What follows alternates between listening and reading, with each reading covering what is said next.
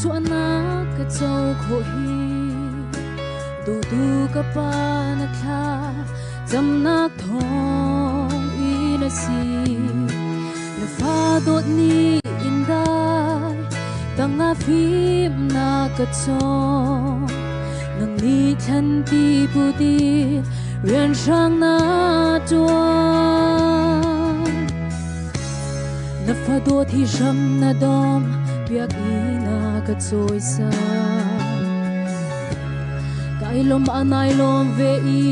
ka cha chana na tua na do nak zong na lo di mu zai ta ni khin tu kha ha mo ka pa dot na zai zong ami na fa kai do tu zai ban tu har nang sam tung ai kun kai cha giúp na ke na tir song san ton tu ka pa chal ni lin le rial rua song pian loi chuk sawa chua par tiang in than ti he fa dot sa na nun san cha nam han di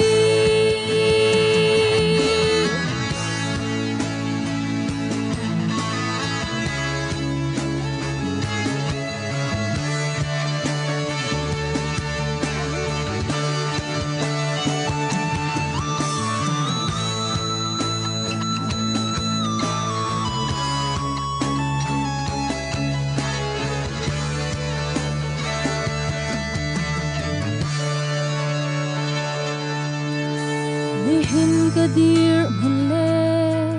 sa chuan na ka chau kho hi do du ka pa na tha jam nak thong in a si na fa dot ni in dai tanga phim na ka chong nang ni than ti pu ti rian sang na chuan na fi sham na dom biak i na ka choi sa kai lom anai lom ve i ka cha chana na tua na song na lo di mu zai ta ni khin tu kha ha mo ka pa na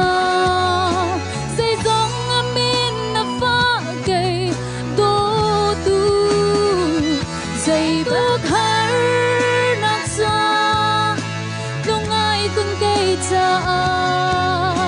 zum ta ke na tir song san ton tu ka pa thai ni lin le var rial rua song pian loi chuk sawa chua par tiang in khan ti he fa dot sa na nun san tha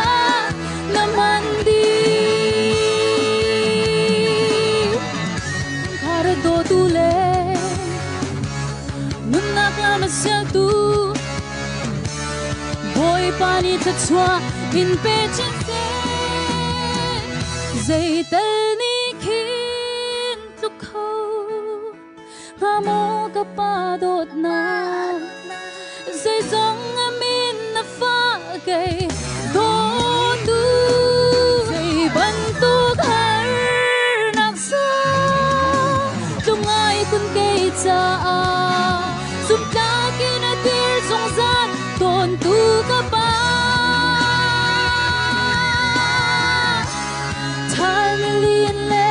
var rial rua song pian loi chuk sawa par tiang in than ti he fa dot sa na nu